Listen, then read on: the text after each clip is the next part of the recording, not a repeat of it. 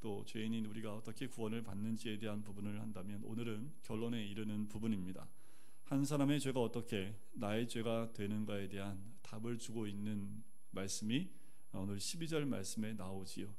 아담의 죄가 어떻게 온 인류의 죄가 될 수 있습니까? 성경은 분명히 얘기합니다. 아담의 죄가 온 인류의 죄가 되었다고 말을 합니다. 아담이 얼마나 크고 또 치명적인 죄를 지었길래 모든 사람이 죄인이 될 수 있었을까요? 아담은 하나님 앞에서 결정적이고 치명적인 죄를 지었습니다. 근데 더 중요한 건 뭐냐 하면 아담의 죄에 있어서 가장 중요한 것, 그 최초로 그가 죄를 세상에 들어오게 했다라는 겁니다. 근데 코로나가 어떻게 세계에 퍼졌을까요? 분명히 누군가 한 사람이 있었던 거지요. 그 한 사람의 잘못으로 인해서 바이러스가 들어왔고 또 그것이 번졌고 전 세계 많은 사람에게 퍼져나간 것, 어쩌면 이와 비슷하지 않을까? 죄의 바이러스는 이와 같지 않을까? 한 사람을 통하여 들어온 죄의 바이러스가 이제는 전 세계 모든 사람들을 지배하는 그 죄가 되었다라는 거지요. 아담 이후에 모든 인류는 날 때부터 죄인으로 태어난 것입니다. 이것이 인간의 운명이지요. 그리고 이것이 인간의 본질입니다. 피해갈 수 없습니다. 죄는 죽음을 가지고 들어왔습니다. 그런데 최초의 인간은 죽음이 없었지요. 그러나 인간이 죄를 가지고 들어오고 또 그 죄로 인해서 사망을 당하게 되는 죽음의 존재가 된 거지요. 죽음은 하나님의 것이 아닙니다. 사탄의 것이지요. 하나님은 영생과 생명입니다. 그러나 인간은 죽어야 하는 존재이지요. 왜요? 인간은 하나님과 영원히 살지 못하고 죽어가는 존재가 되었을까? 왜냐하면 죄가 인간 속에 들어와서 죽지 않을 사람이 없기 때문입니다. 다 그 죽음의 지배 아래, 사망의 지배 아래 있는 거지요. 인간은 죄와 더불어 살아가는 존재가 되었지요. 세상은 죄로 오염됐습니다. 땅은 저주받았지요. 그래서 하나님이 만드신 자연과 환경은 파괴되고 말았습니다. 아담이 죄를 지었을 때 하나님이 아담을 에덴 동산에서 쫓아내버렸지요. 그리고 에덴 동산을 폐쇄시켰습니다. 이 죄가 인간에게 들어옴으로 말미암아 에덴 동산은 지상에서 사라졌습니다.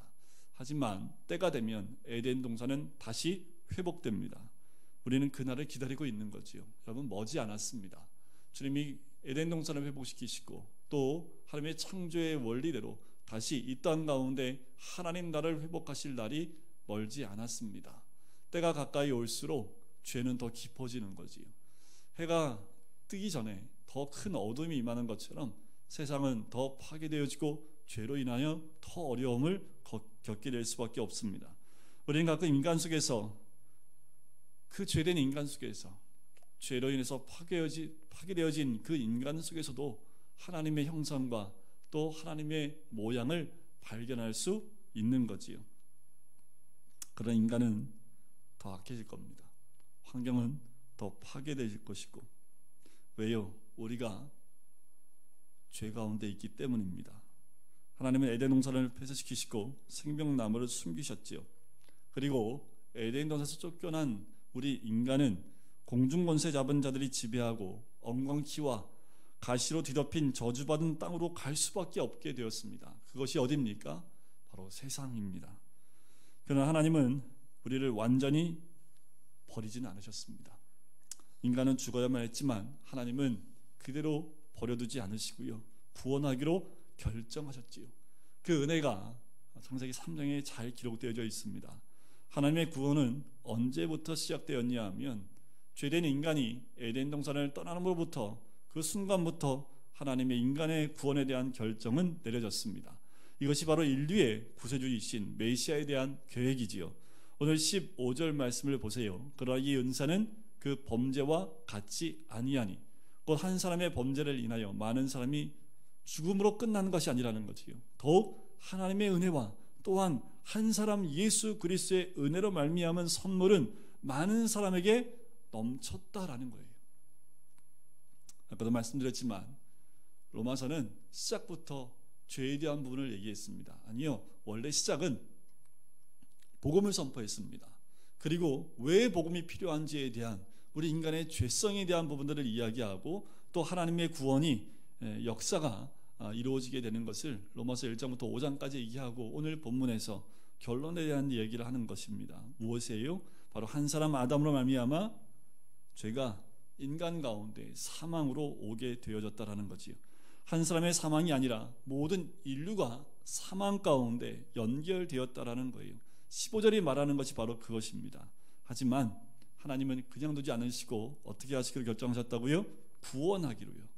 그 백성들의 사망의 음침한 골짜기에서 이제는 뽑아내어 살려내고 축복하기 위하여 한 사람을 준비하셨습니다. 그분이 곧 이 땅에 아기 예수 오실 바로 그분 예수 그리스도인 줄 믿습니다.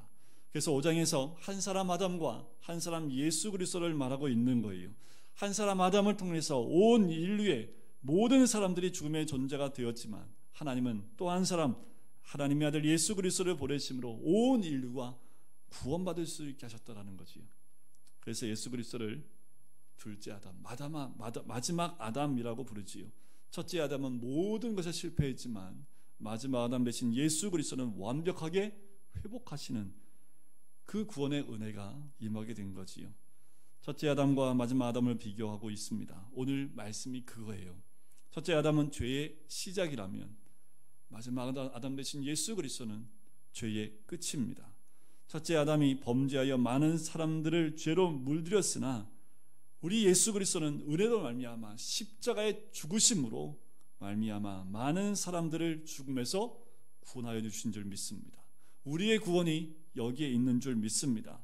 둘째 아담, 바로 마지막 아담 대신 그 예수 그리스도께서 하신 일을 가리켜 15절에 은사라고 얘기를 해요.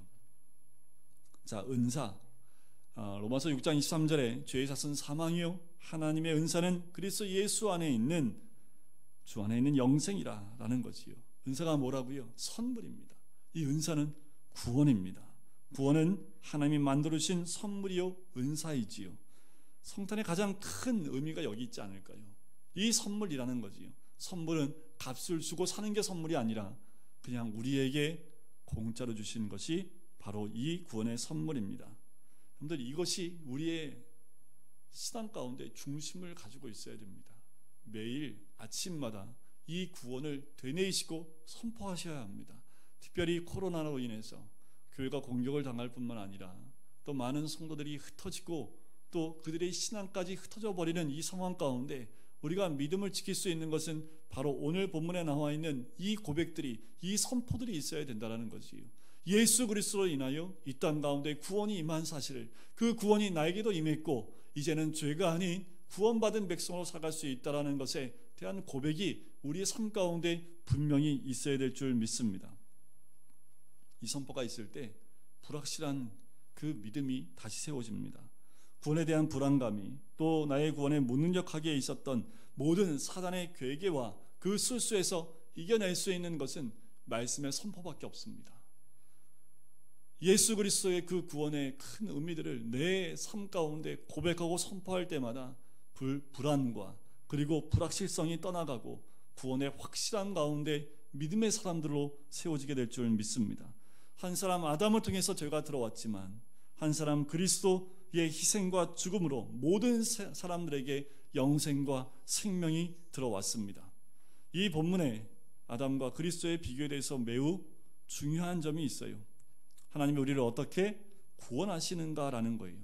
아담이 저지른 실수를 보시면 그 저지른 실수를 그대로 거꾸로 역으로 회복시키는 거예요. 자, 이것을 예표라고 하는데 14절 끝에 보면 아담은 오실자의 모형이라고 하죠. 그 모형은 늘 아마 숫자가 적혀 있을 텐데 그 밑에 관주에 보면 그것을 예표라고도 표현을 합니다. 그러니까 예표가 되는 거지요. 모델이라는 거예요. 아담도 하나의 모델이지만 예수님도 하나의 모델입니다. 똑같은 모델인데 뭐가 달라요? 역할이 전혀 달라요. 아담의 역할은 뭐예요? 아담의 모델은 뭐가 됐어요? 죄가 이 땅에 들어오는 모델로 세워졌다면 예수 그리스도는요, 그 죄에서 구원함이 이 땅 가운데 오는 그 역할을 담당하셨다라는 겁니다. 예를 들면 이런 거예요.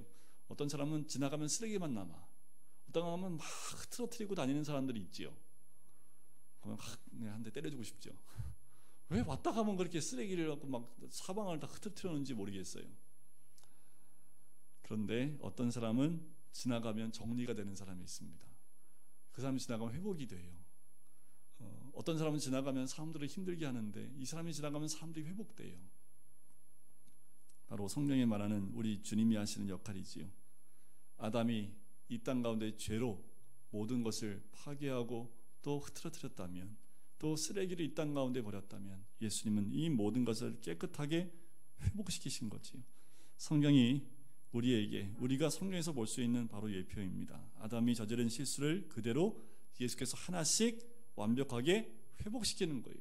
아담이 파괴한 세상, 아담이 죄로 인하여 이 땅이 또 파괴되어진 하나님의 형상들이 예수 그리스도를 통해서 다시 거꾸로 원래의 모습으로 회복해 가는 거지요.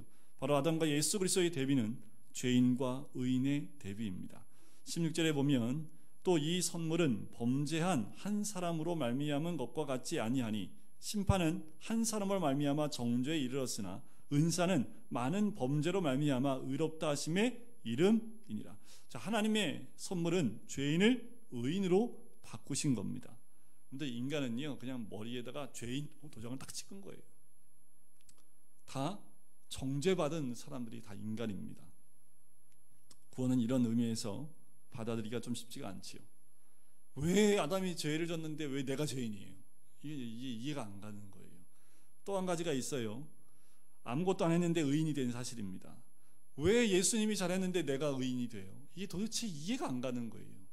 세상적인 논리로 도대체 이해가 될 수 없는 거지요. 그래서 예수 믿는 게 기적입니다. 우리 너무 신앙생활 오래 해서 이게 기적인지 저희가 잘 모르잖아요. 그렇죠? 또 모태신앙들은 더더욱 이게 기적인 것을 이해하기가 참 어려워요. 근데 모태신앙이 아닌 저는 이게 얼마나 큰 기적인지 알아요. 근데 더 큰 기적은 그런 것 같아요. 모태신앙에서 예수 믿는 게 더 큰 기적인 것 같아요. 안 믿는 가정에서 예수 믿는 게 더 쉬운 것 같더라고요. 제 생각해보면, 거꾸로 생각해보니까 안 믿는 가정에서 예수 믿는 게 더 쉽지 믿는 가정에 태어나서 예수 믿는 게 더 어려운 것 같아요. 하여튼 이렇게 믿든 저렇게 믿든 이건 다 하나님의 기적입니다. 오죽하면 하나님의 은혜로 이 쓸데없는 자 왜 구속하여 주는지 난 알 수 없도다 라는 이 찬송가 있겠습니까? 예수 믿는 것, 그것은 내가 선택한 것이 아니라 하나님의 선택입니다. 하나님의 선택이 없으면 우리의 이성과 지성과 경험과 의지로 그리스도를 영접할 수 없습니다. 세상적으로, 인간적으로 보면 말도 안 돼요. 그런데 그 복음이 내 영혼을 꽂는 거지요. 죄인이 아니라고는 생각도 못했던 내가 죄인이라고 고백하기 시작을 하는 겁니다. 여러분, 내가 죄인이라고 생각하지 않았던 내가 아담의 죄가 내 죄임을 통회하고 자복하고 있는 우리의 모습을 발견하게 되는 거죠. 인간은 죄인입니다. 하나님 앞에서 죄인입니다. 그런 죄인이 의인이 되는 거예요. 이것이 구원입니다. 참 이해가 안 되는 거지요. 왜냐하면 죄인의 기본적인 발상법이요, 진화론적 사고입니다. 인본주의적인 사고입니다. 이 인본주의적인 사고인 진화론적 사고가 창조론적 사고와 갈등을 일으킬 수밖에 없지요. 교회 나와도 인본주의적인 사고를 가지고 있으면 도대체 성경의 말씀 이해가 안 가고 도대체 목사의 말이 무슨 말인지 이해가 안 갑니다. 믿음이라는 곳에 들어가기도 힘들어요. 왜냐하면 세상적 가치관과 인본주의적인 사고를 가지고 말씀을 보면 도대체 말씀 한 구절 한 구절이 말이 안 되는 말씀일 수밖에 없는 거죠. 갈등하지요. 사고가 부딪힙니다. 신앙이 성장할 수 없어요. 왜 사춘기에 있던 아이들이 이 믿음에 흔들리냐면 이 사고들이 들어오면서부터 이 사고가 뒤틀리기 시작을 합니다. 서로 부딪힐 수밖에 없어요. 여기서 이렇게 말하면 또 하나님의 결정론이 되지만 여기서 내가 성경적인 가치관, 기독교적인 세계관을 가지고 나가기 시작을 하면 모든 것이 정리되어지고 모든 것이 정리되어지고 또 모든 것이 맞다라는 것, 믿음으로 인정하기 시작을 하지만 진화론적인 인본주의적인 사고가 더 커져버리면 믿음에서 점점 떠나게 되어지는 모습을 보게 되는 거지요. 이런 인본적인 사고를 포기하지 않으면 신앙은 성장할 수 없습니다. 기독교 신앙은 이거지요. 물이 포도주 되는 게 믿어지는 거예요. 여러분들, 물이 포도주 되는 건 본질적인 변화입니다. 이게 믿어지십니까? 그건 기적입니다. 믿어지는 게 기적이죠. 누가 믿어요 그거를? 물이 포도주 되는 거 어떻게 믿어요? 그런데 우리는 그게 믿어지는 거죠. 우리의 사고의 틀 속에서는요, 역사를 보면서도 이 진화론적 틀을 사용하기 때문에, 인간 죄인의 생각이기 때문에 이해가 안 되는 거지.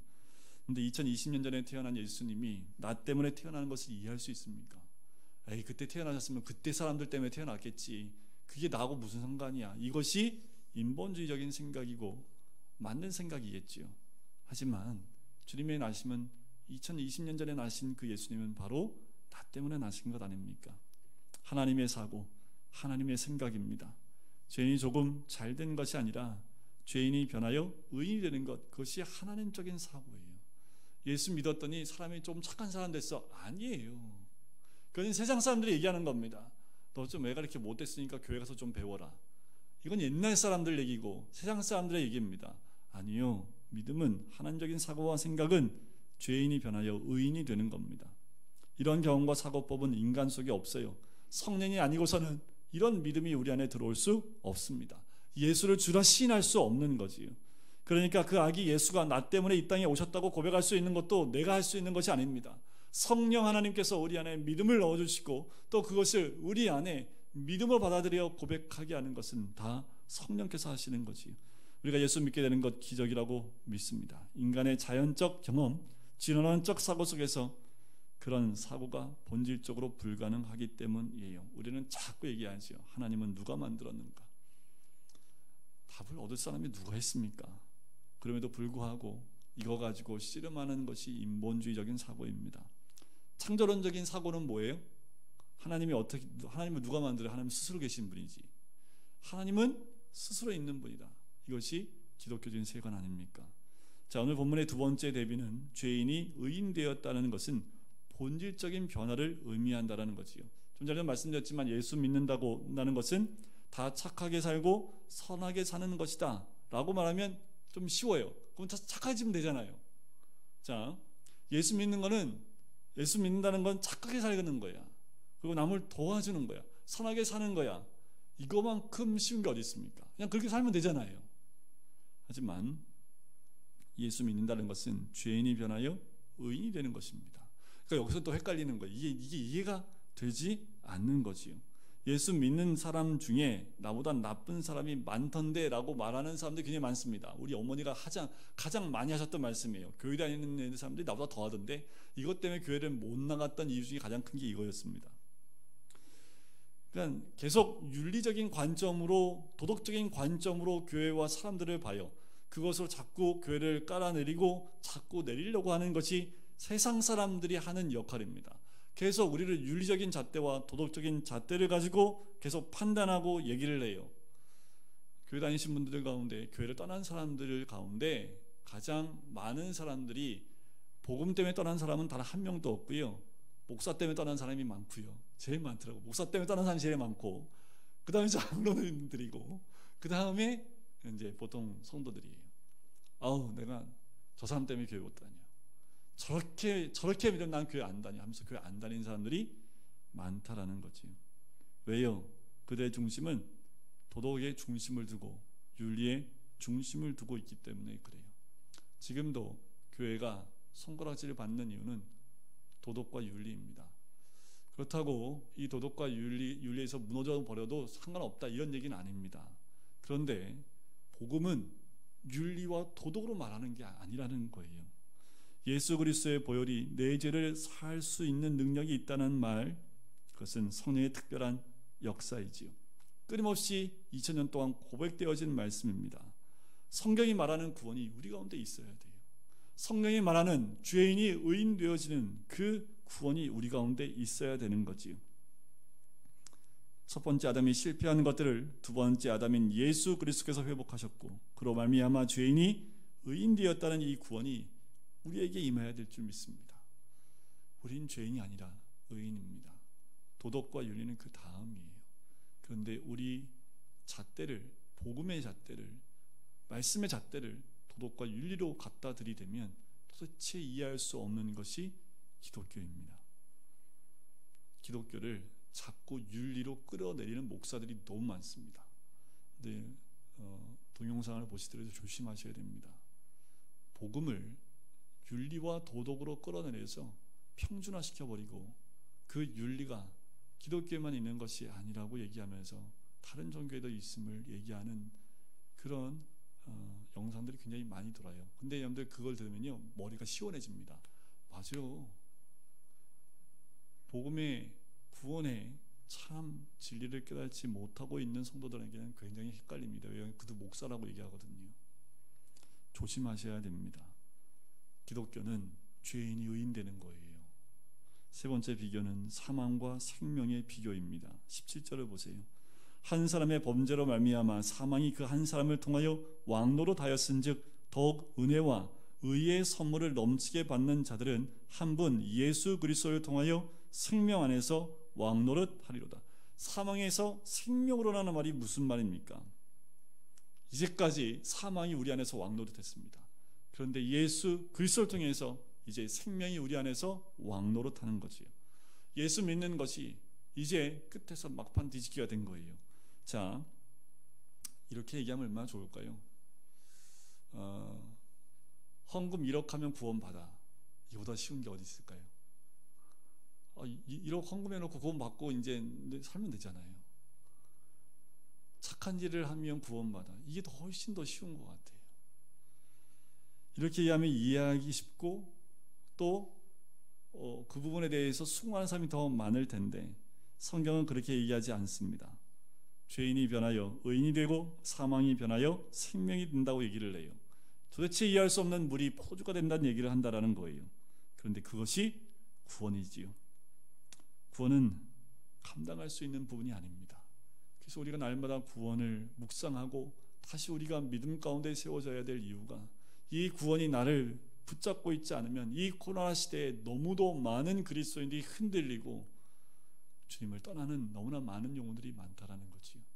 이 구원이 나의 삶 가운데 있을 때 우리는 늘 감사와 감격과 또 하나님께 영광 올려드리는 삶을 선택할 수밖에 없는 거지요.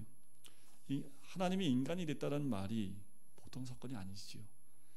하나님이 나를 위해서 죽었다는 것이 보통 사건이겠습니까?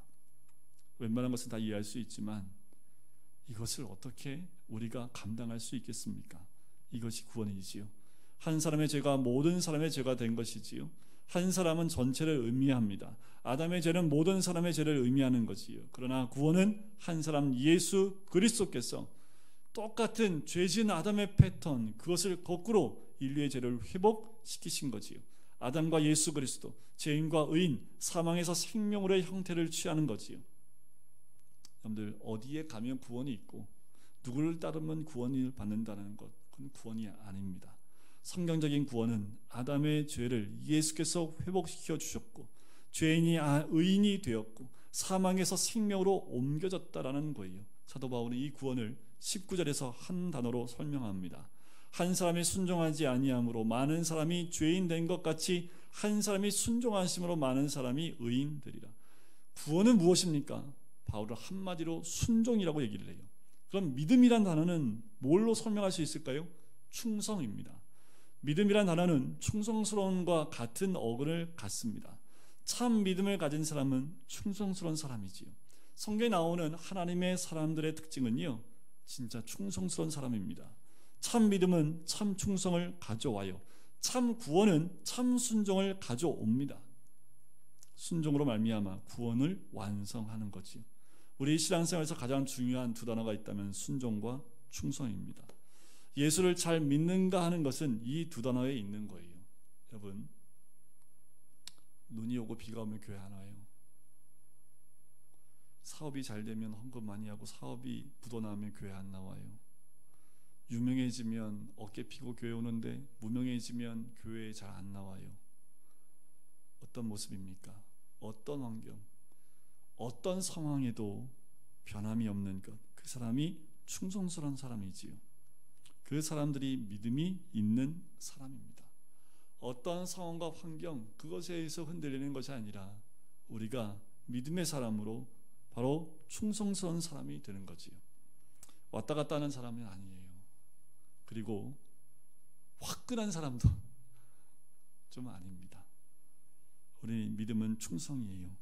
사람을 볼 때 그 사람이 믿음 있나 보려면 그 사람이 무슨 일을 맡겨도 충성하는가를 보면 아는 거지요. 또 하나는 순종입니다. 여러분들, 믿음의 사람은 순종의 사람이고 구원받은 백성은 순종의 사람이지요. 그런데 우리가 좀 조심해야 될 게 뭐냐면, 비판하고 투쟁하고 고발하고 있는 것은 생리상 하나님하고 맞지 않아요. 성경에 보면 하나님은 그런 모습이 아니라는 것이요. 그러면 구원받은 백성들도 체질을 하나님 체질로 바꿔야 되지요. 원래 인간적인, 인본주의적인, 또 세상적인 체질은 비판하고 투쟁하고 고발하는 것이 생리적인 모습입니다. 하지만 신앙적인 캐릭터는 어떨까요? 격려하고 생명을 살리고 긍정적이고 그런 모습이 성경적인 그 캐릭터가 아니겠습니까? 여러분들, 그런 의미에서 예수님의 캐릭터를 한 단어로 표현한다면 뭐예요? 사도 바울이 표현한 것이 순종이라는 거예요. 순종. 아담의 죄는 그러면 거꾸로 뭘까요? 한 단어 더 붙이죠. 불순종. 여러분들, 아담의 영을 따라가십니까? 예수의 영을 따라가십니까? 뭐로 보면 알 수 있어요? 순종이라는 것을 가지고 알 수 있는 거예요. 성경은 자녀들에게, 주 안에서 부모에게 순종하라고 얘기를 하지요. 그 말은 뭐예요? 의지적으로 부모에게 순종할 수 있는 자녀를 얘기하는 겁니다. 예수 그리스도는 그래서 십자가를 지실 때 이런 의지 없이 그냥 기계적으로 가신 거예요? 아니요. 예수님도 십자가를 지실 때 이 의지적으로 결단을 하신 거지요. 아버지여, 이 잔을 내게서 옮겨달라고 끝까지 하셨던 우리 예수님. 하지만 결정적인 순간에 순종하시로 결정을 하지요. 그 순종으로 말미암아 마귀의 불순종이 끝나버리는 겁니다. 여러분들, 우리의 삶에 어둠의 영, 첫 아담의 영이, 불순종의 영이 올 때 그것을 끊는 방법은 순종밖에 없습니다. 예수님의 순종하심으로 이 모든 것이 끊긴 거지요. 우리 인간의 마음속에 분노가 있지요. 불순종의 영이 있기 때문에 이런 사실이라는 것을 꼭 기억하셔야 됩니다. 어떤 영이 나를 지배하는지가 중요해요. 믿음의 결론이지요. 뭡니까?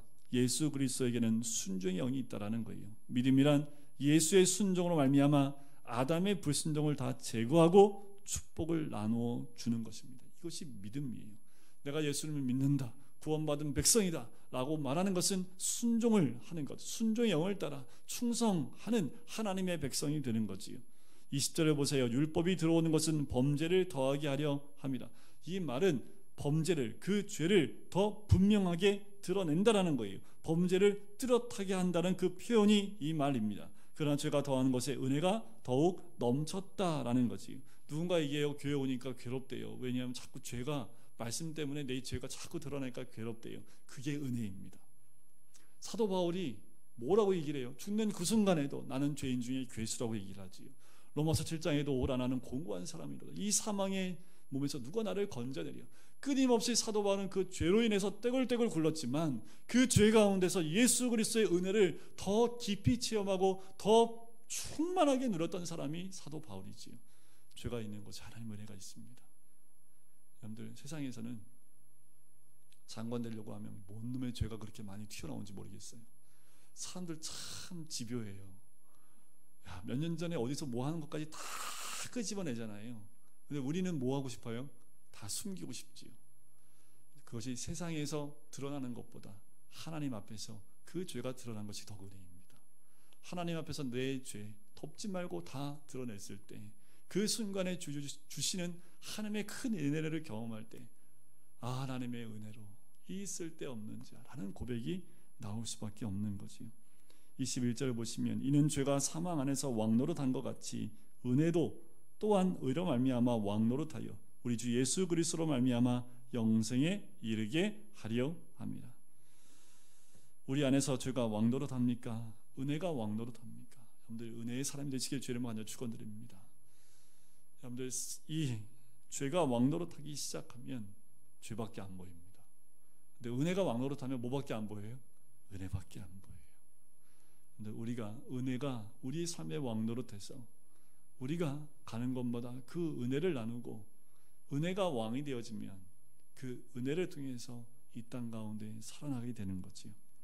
죄가 있는 곳에 은혜가 넘칩니다. 그럼 우리는 뭐만 보면 돼요? 내 죄를 보면 돼요. 그러면 하나님의 은혜가 우리 가운데 넘쳐서 그 은혜 가운데 살아가는 하나님의 백성이 될 줄 믿습니다. 축복된 구원, 귀한 구원, 그것은 두 번째 아담인 예수 그리스도께서 회복해 주셨지요.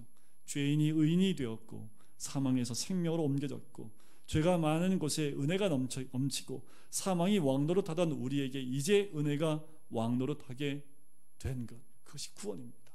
여러분, 우리는 이 구원을 누리는 사람들이고 이 구원 가운데 있는 주의 백성인 줄 믿습니다. 근데 곧 예수님이 아기 예수로 오시는 날을 우리가 기념합니다. 예수님이 이 땅에 오신 것 누구 때문에요? 나 때문이지요. 그 크신 은혜를 우리가 누릴 수 있는 방법은 내가 죄인임을 주님 앞에 자복하고 주님의 은혜 가운데 붙잡혀 있는 것이 우리가 살아야 될 삶의 모습인 줄 믿습니다. 오늘도 코로나가 이 땅을 뒤덮는다 할지라도, 코로나 병균이 나를 뒤덮고 있다 할지라도 변함이 없는 것은 구원받은 하나님의 은혜이며 또 예수 그리스도의 그 순종으로 오신 그 구원이 나를 덮고 있는 줄 믿습니다.